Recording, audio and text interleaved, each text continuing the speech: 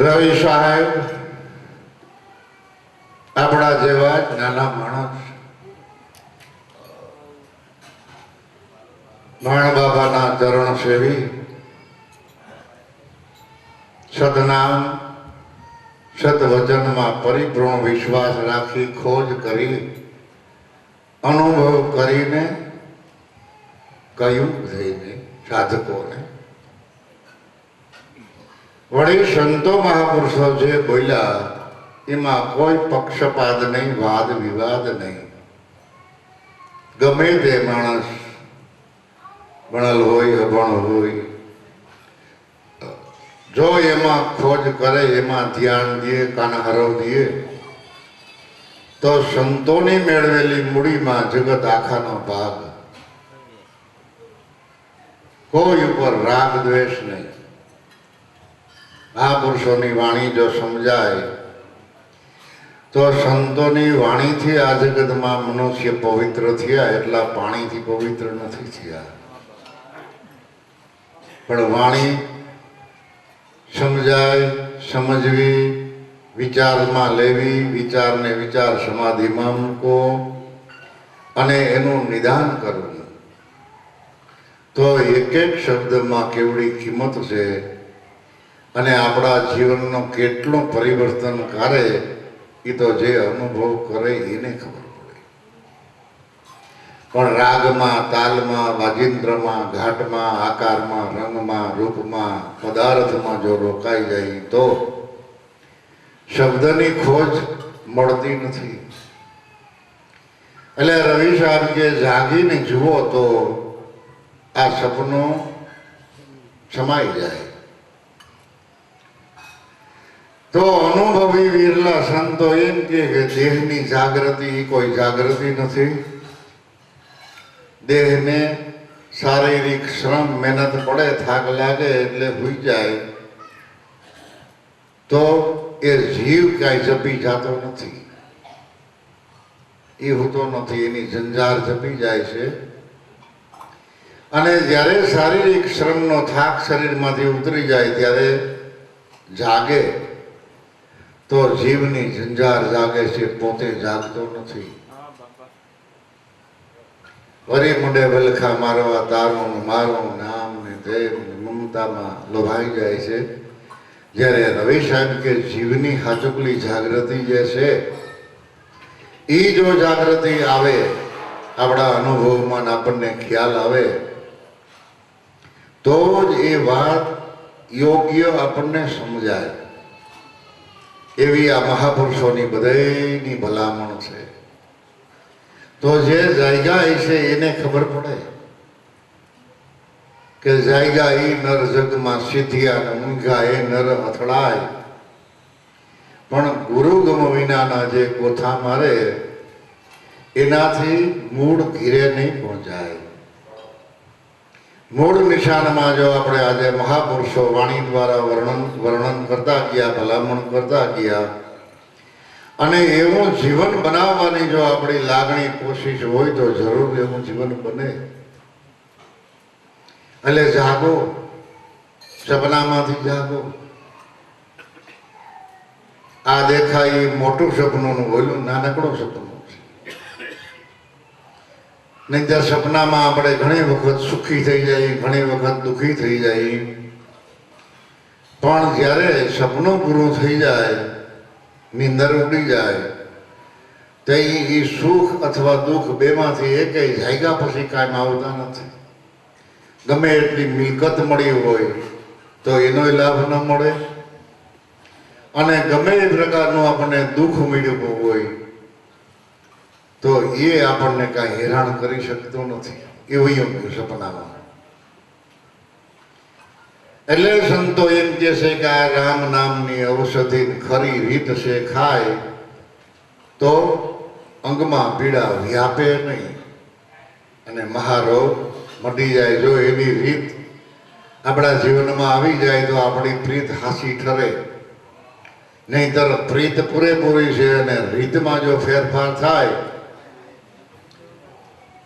તો આપણને એવો લાભ પૂરેપૂરો લાભ ન મળે. એટલે જાગી ગયા પછી આપણને ખ્યાલ આવે કે આ જગતમાં ઈંડ પિંડ બ્રહ્માંડમાં હકીકતે પાછો જા તપાસ કરો તો અંતમાં કોઈનું નથી, કોઈ સાથે આવવાનું નથી. અને જેને આપણે ગળે બાંધ્યું છે એ ભેરું આવતું નથી, અને ભેળું આવે છે જે બહુ રોગ મટાડે એવું જે સતનામ છે એમાં કાનહારો નથી દેતા. નહીંતર દાસ ધીરાએ કહ્યું છે કે સાંઈના ભજન, મારા ગુરુના ભજન તમે બાંધી લેજો ગળે, બાંધી લેજો ગળે, પછી ખર્ચે નાણે નહીં મળે. એ ગુરુના ભજન બાંધી લેજો ગળે. જેની એ વાતને ગળે બાંધી એની પ્રાણની અરે હાટા કર્યા અને આપણે નજરે જોયા કે આ વાતમાં, આ સતનામમાં, આ શ્વાસોશ્વાસના સમરણમાં જો કંઈ તથ્ય ન હોય, કંઈ માધ્યમ ન હોય, એમાં કંઈ જો મહિમા ન હોય તો હરિરામ બાબા, લાભુ દાદા, ત્રિમંગ બાબા, ઉગારામ બાબા, નરસિંહ મહેતા, ગંગા સતી, પાનબાઈ એને એ નામને આધારે આખા જીવનની આહુતિ આપી દીધી. જમીનમાં હમાઈ ગયા ત્યાં સુધી મોઢામાં બીજી વાત નહીં, અને બીજી આડાઅવડી કાંઈ એની સુરતા નહીં. તો એના નામના નેજા ફરકે છે અને ગામડે ગામડે એના ગુણ ગવાય છે. તો આ ગુણ કેના છે કે ગુરુ મહારાજના. અને જે જગ્યાએ આપણે સંતના મેળાવલા થાય ને આપણે જે આરતી પૂજન કરી, ચરણ ધોઈ, ચરણામત લઈ, એ કોઈ દેહની પૂજા નથી, કોઈ વ્યક્તિની પૂજા નથી. એ પૂજા ગુરુના ગુણની છે, ગુરુ પદની છે. એટલે જ સંતો મહાપુરુષોને અહમ નથી આવતો, મોટાઈ નથી આવતી. એને ખ્યાલ છે કે મને કોઈ પગે લાગતા નથી, મારી કોઈ પૂજા કરતા નથી, પોતે પોતાની પૂજા કરી રહ્યા છે. અને આ પૂજા ગુરુ પદની છે, ગુરુના ગુણની છે. એ ગુણ આપણા જીવનમાં જો જાગૃત થાય તો જે આપણું મૂળ સ્વરૂપ છે એ સ્વરૂપને આપણે જાણી શકીએ, પછાણી શકીએ અને અંદરમાંથી એવો અવાજ આવે કે તું દેહ નથી, તું ફલાણો ભાઈ નથી, તું ફલાણી જ્ઞાતિ નથી. તારું સ્વરૂપ તો શુદ્ધ બુદ્ધ મુક્ત ચૈતન છે. જાગી જા. જાગીને જો તો ખ્યાલ આવે. પણ જે આ ઉલટ જગતમાં જે વપરાઈ રહી છે એ ઉલટ જો સુલટમાં આવી જાય, સદગુરુની કૃપામાં સંતો મહાપુરુષોના શબ્દમાં હમાઈ જાય તો ઉલટ તો ઘણી આવે છે, ઉભરા ઘણા આવે છે, પણ બહાર લૌકિકમાં વપરાઈ જાય છે. અને એની એ ઉલટ, એનો એ ઉભરો સુલટમાં જો સમાઈ જાય, સદગુરુની શાનમાં સમજાઈ જાય તો આખે આખું કાર્ય બદલી જાય. કર્મ ધર્મના સ્વરૂપમાં સમાઈ જાય અને ધર્મરૂપી આપણા મૂળ સ્વરૂપને આપણે ઓળખી લઈએ.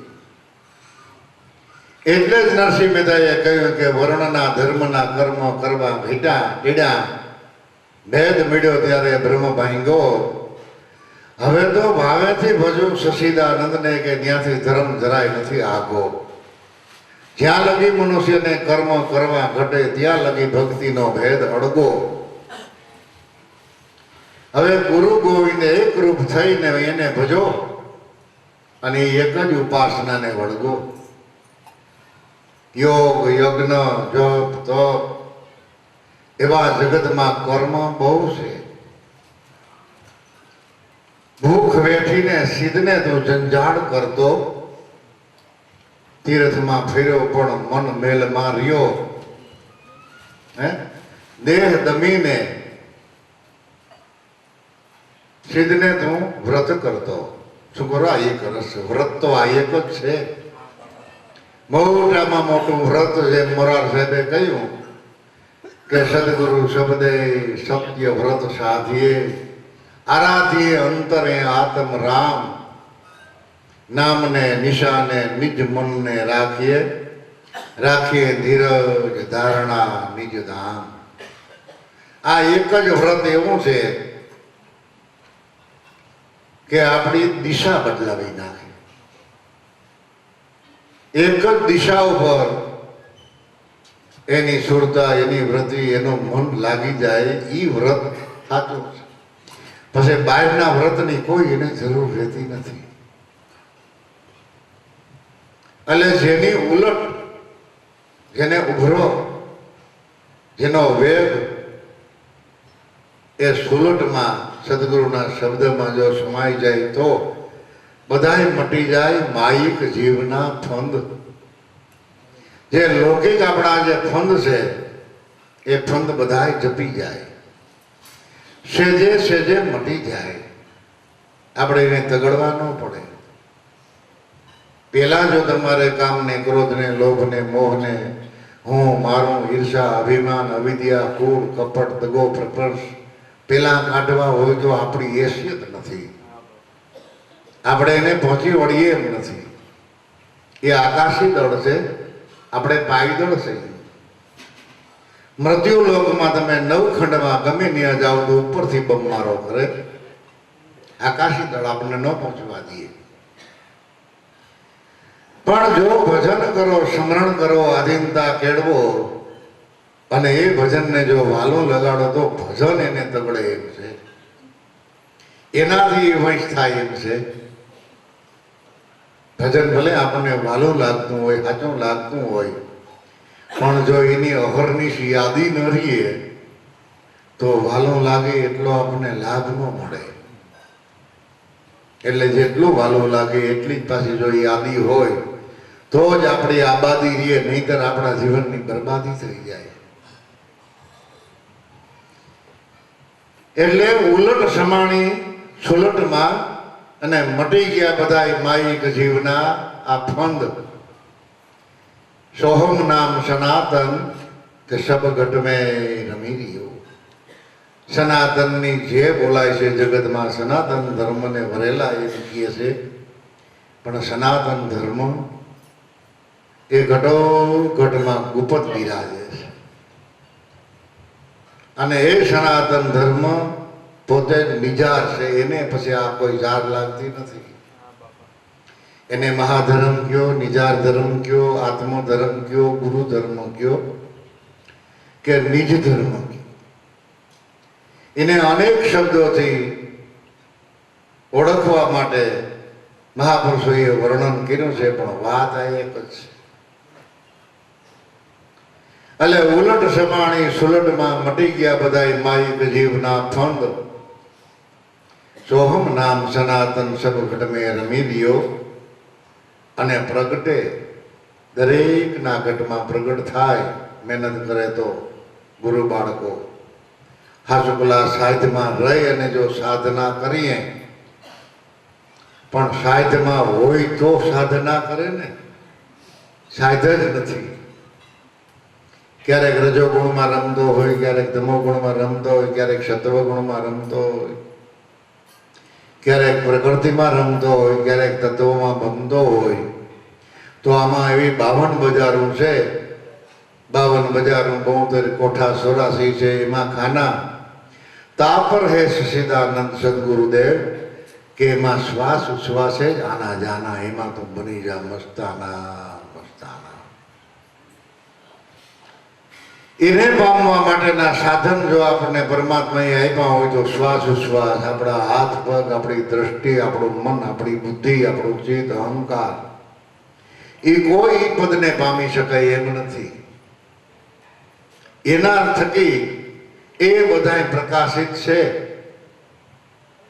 બુદ્ધિ વિનાનો માણસ જીવી શકે, મન વિનાનો જીવી શકે, હાથ પગ વિના નો જીવી શકે, આંખ વિના નો જીવી શકે, પણ શ્વાસ ઉચ્છ્વાસ વિના નો જીવી શકે. કે જીવાય? તો એ શ્વાસ ઉચ્છ્વાસના જ્યાં બે છેડા ભેરા થાય, એ અણી અગ્ર પર દોનું એક છે તમે હેરો રમતા રામા, નિષ્દિન નિરખો તમે નેનું મેં, તો સદગુરુ તમને દિશે શામા. જ્યાં બે શ્વાસ ઉચ્છ્વાસના ભેળા થાય છે, અગ્ર ભાગ એટલે ઊંચો ભાગ, સર્વ જગતથી જે ઊંચું પદ છે, ન્યાય મારો નાથ બિરાજે છે ઘટો ઘટમાં. કોઈ ઘટમાં કંગાલ નથી, દરેકની ગાંઠે લાલ છે. દરેકના પાંચ તત્વના ખલકામાં જે સંતો મહાપુરુષો વર્ણન કરે છે એ સ્વરૂપ તો પડ્યું છે. પણ એ સ્વરૂપને જગાડવા માટે, એને સમજવા માટે, એ વાતને થારે પાડવા માટે આપણા પ્રયત્ન હોવા જોઈએ, આપણી મહેનત હોવી જોઈએ, આપણો પુરુષાર્થ હોવો જોઈએ. વળી એ પુરુષાર્થમાં બહારના કોઈ સાધન, બહારના કોઈ પ્રયોગો, બહારના કોઈ કર્મકાંડ એને પહોંચી શકે એમ નથી.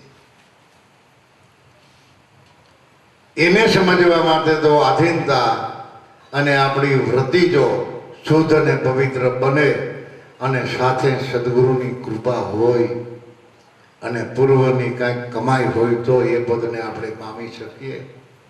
નહીંતર આપણે એક સામાન્ય માણસ છે, શું પામી શકીએ?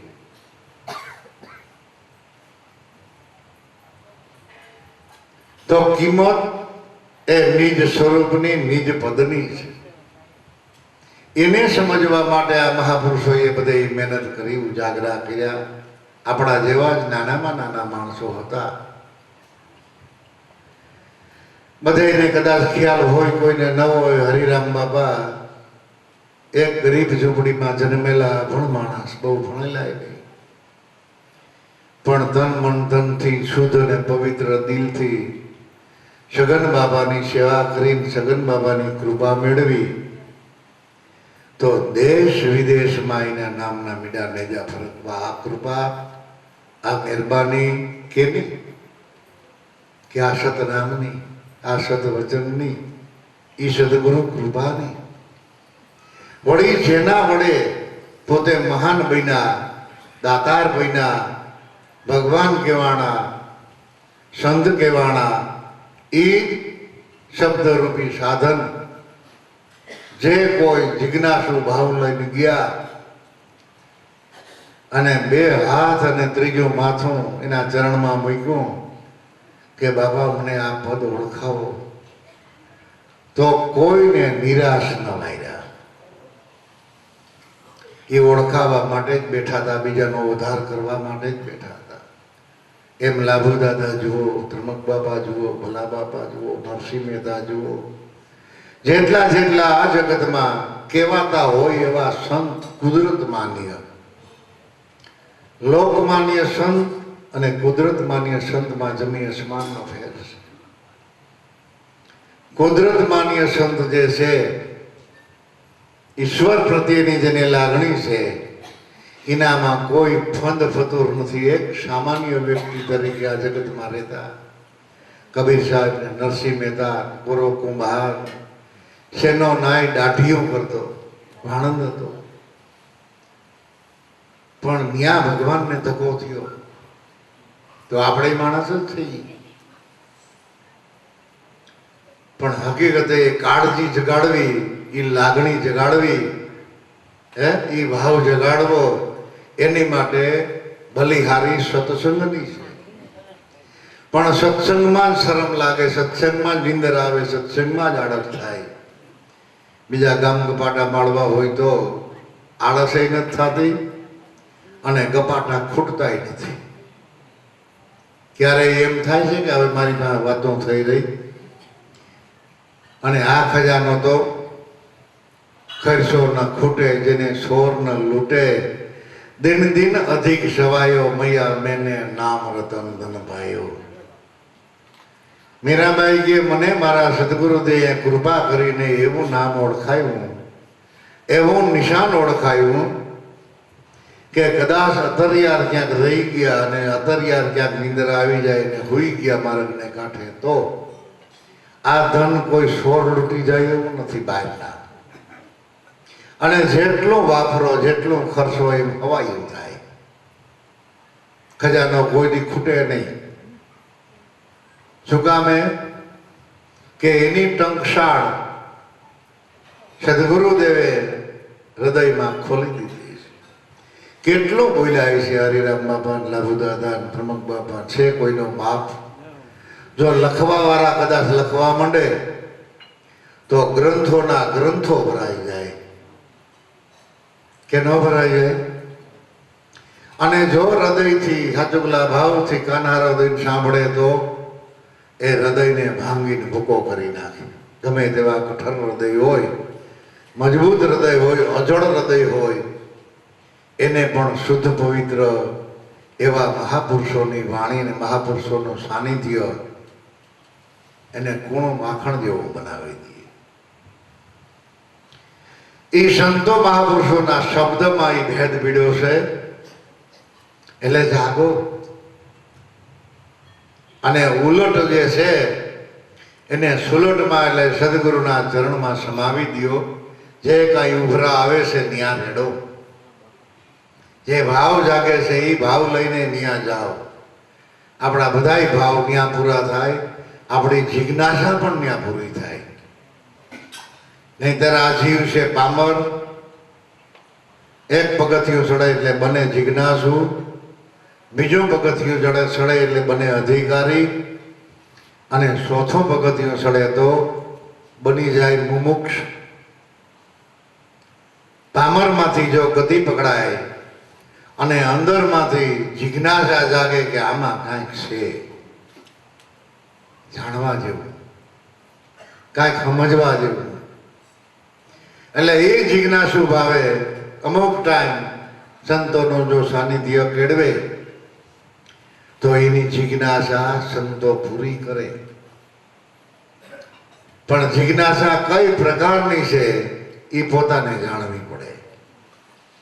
સ્વાર્થ ભાવની છે કે ખાલી જાણી લેવું, જાણીને બીજા મવાદ કરે કે તને ખબર નથી, મને ખબર છે, તો આનું આમ થાય તો આનું આમ કેમ થાય. એટલા માટે એ જિજ્ઞાસાનો ઉપયોગ કરવાનો નથી. જિજ્ઞાસા એવી રાખો કે કાંઈ મેળવવું નથી, કાંઈ જાણવું નથી, આપણે તો એ પદમાં જીવનની આહુતિ આપવી છે. એ એમાં ખાટ્યા અને એમાં એ સ્થિર થઈ ગયા. પછી એમાંથી એને ક્યાંય હલબલવાપણું કે આડાવડું થવાપણું રહ્યું નહીં. એટલે ઉલટ સમાણી સુલટમાં મટી ગયા બધા માઇક જીવના ફંદ એ સોહમ નામ સનાતન સબગઢમાં રમી રહ્યો પ્રગટે અક્ષરાતીત આનંદ. જે પરાવાર જે સ્વરૂપ પીડ્યું છે, જે આનંદને આવવાપણું જવાપણું થવાપણું નથી, એ નિજ આનંદ છે. બીજા આનંદ તો લૌકિક ઘણા આનંદ છે, પણ એ ઘડી સાંપડી ના હોય. થઈ રહીએ આપણા હૃદયમાં આવે, પણ મહેમાન થઈને આવે પાછો બીજેથી ન હોય. અને ઓલો આનંદ આનંદ, કારણ કે આનંદ જ એનું સ્વરૂપ છે. એટલે જ ભાણ બાબાના શિષ્ય હંસદાસે પૂછ્યું હતું કે કોણ બ્રહ્મ કા સ્વરૂપ અને કોણ હે બ્રહ્મ કા સ્થાન, કહા હે બ્રહ્મ કા બેસણા, કહા સે બ્રહ્મ કા મિલાણ. હે મારી હેલી, ગગને સળીને જોઈ લ્યો, ધરીને સત્ય વચનમાં ધ્યાન. એના પ્રશ્નનો જવાબ તરત જ ભાણ બાબાએ કહ્યું કે આનંદ બ્રહ્મના સ્વરૂપ. પણ કયો આનંદ? કે નિજ આનંદ. એ આનંદ મળ્યા પછી એ આનંદ કોઈ દી તમારા જીવનમાંથી વયો ન જાય. એ આનંદમય જીવન જીવે, એ આનંદમાં જ હોય. હેલો જાતો હોય તો ભલે, ભીખો હોય તો ભલે, દાયરા વસારે બેઠો હોય તો ભલે, એકલો બેઠો હોય તો ભલે, એની મોઢાની રેખા કોઈ દી બદલે નહીં, એની વાણી વર્તન બદલે નહીં. આ એની બધી અણહાર, આ એની બધી રીત. એટલે આનંદ બ્રહ્મ કા સ્વરૂપ है અને ગગન હે બ્રહ્મ કા સ્થાન. એમ નિરંતર બ્રહ્મ કા બેસણા દરેકના અંતકરણમાં એ બેઠો છે. કોઈનો અંતકરણ ખાલી નથી. પણ એ આનંદને જગાડવા માટે પ્રયત્ન કરવો પડે, કોશિશ કરવી પડે, પુરુષાર્થ કંઈક માગે છે. તો એવું પુરુષાર્થ કરો તો એ આનંદ મળે, અને બીજો પુરુષાર્થ કરો તો બીજી વસ્તુ મળે. કર્મ કોઈના ફેલ જતા નથી. જપ, તપ, તીરથ, વ્રત, દાન, જે કાંઈ કર્મ કરો એવા ફળ મળે. પણ સ્વ સ્વરૂપને સમજ્યા વિના મોક્ષ ગતિ નહીં મળે. સ્વ સ્વરૂપ આપણો પોતાનો જે સ્વરૂપ છે એ સમજ્યા વિના આ કર્મનો ભોગણીઓ થાય એમ નથી. કર્મથી કર્મ વધતા જાય, પણ કર્મ બળીને ભસ્મ ન થાય. અને ઓલા તો એની ક્રિયા, એના કર્મ એ બદલી જાય. જેટલી પૂર્વની ભૂલ છે એ આનંદથી પ્રેમથી ભોગવતા જાય, હરિનું સ્મરણ કરતા જાય, અડતા મળતા જાય, એ જ બ્રહ્મનિષ્ઠ બની શકે. આપણી પાસે જો બંગલા નથી, મોટું નથી, ધન નથી, વાડી વજીફા નથી, આપણી પરિસ્થિતિ કેમ એટલી બધી વીક છે, આપણું જીવન કેમ નબળું છે, આપણી કાંઈક પૂર્વની કમાઈ ઓછી તો છે. જો પરિપૂર્ણ જો કમાઈ હોય, ખૂબ તમે દાન પુણ્ય કર્યા હોય, તો બીજા પાસે જે સગવડતા છે, આર્થિકતા છે, એ આર્થિકતા આપણી કેમ નથી? તો આપણે આપણું નિદાન કરો કે કાંઈ આપણે પાછળ વધવા નથી દીધું, તો આ અવતારમાં આપણને ક્યાંથી મળે? અને હજી પણ પાછા જે આપણે કર્મ ભોગવી રહ્યા છે પૂર્વના, એમાં પાછો કર્મનો વધારો કરવાની જો તૈયારી કરીએ તો પછીના વળતા અવતારમાં શું થશે? અપવાસ કે નહીં? એટલે આ અવતારમાં થોડીક ભીડ ભોગવી લેવી, હાકડ ભોગવી લેવી, સાસ રોટલા ખાઈ લેવા, સાદું જીવન જીવી લેવું. પણ ઉસી ઉધારા જો ઓછા થાય અને અંદરમાં જો હાચકલી દાનત હોય તો કુદરતના ઘરની બરકત આવે આવે ને આવે. એમ આ મહાપુરુષોનું કહેવું છે કે જેવી દાનત એવી બરકત. દાનત જ આપણી ખોટી હોય તો બરકત પરમાત્માના ઘરની ન રહીએ. પરમાત્માના ઘરની રીધિ સીધી આપણા ઘરમાં ન હોય.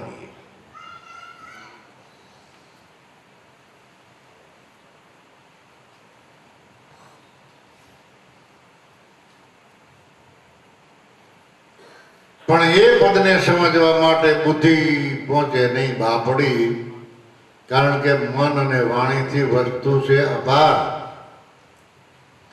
સ્થૂલ અને સૂક્ષ્મથી આગે જઈને જો ઓળખો, જો અનુભવ ઉઠે લગાર. એકવાર જો થોડોક અનુભવ જાગી જાય, જરાક વખત આપણને સમજાઈ જાય તો એમાંથી આપણને ઘણો ખુલાસો મળે. પણ એ બાજુ આપણે હાલીએ, એ બાજુ બે ડગલા માંડીએ તો નહીતર ન મળે. બુદ્ધિથી જો એ પદને પામી શકાય એમ હોય તો બુદ્ધિશાળી આ જગતમાં થોડા માણસો છે. આ પૃથ્વીમાંથી, આ માટીમાંથી એલ્યુમિનિયમ જેને કાઢ્યું, હોનું કાઢ્યું, લોખંડ કાઢ્યું, અબરક કાઢ્યું, કોલસા કાઢ્યા, અનેક પ્રકારના ત્રણમાં પિત્તર એવા ધાતુ કાઢ્યા. ફરી એ બહુ રત્ના વસુંધરા પૃથ્વીમાંથી ખનિજ તેલ કાઢ્યું. એ જેવી તેવી બુદ્ધિ છે. ચંદ્રલોકમાં પહોંચ્યા, અનેક પ્રકારના આધુનિક એવા સાધન સગવડતા બનાવી, પણ એ બુદ્ધિથી એ પદને પામી શકાય એમ. એ બુદ્ધિને કોણ ગતિ આપે છે? અને બુદ્ધિની અંદરનું જે જ્ઞાન છે એ ખારું છે કે મીઠું, એનો અનુભવ કરો. એમાં પાણી છે, એમાં જ્ઞાન છે. એ ખારું ઊહ જેવું છે. બુદ્ધિના જ્ઞાનથી કોઈ જીવની તૃપ્તિ થતી નથી. જો નિજ જ્ઞાન થાય, મહાપુરુષોના હૃદયનો જો આપણને બોધ લાગી જાય તો એનાથી આપણી બધી તૃષ્ણા મટે, એનાથી આપણી ભ્રમણા ભાંગે, એનાથી આપણું આ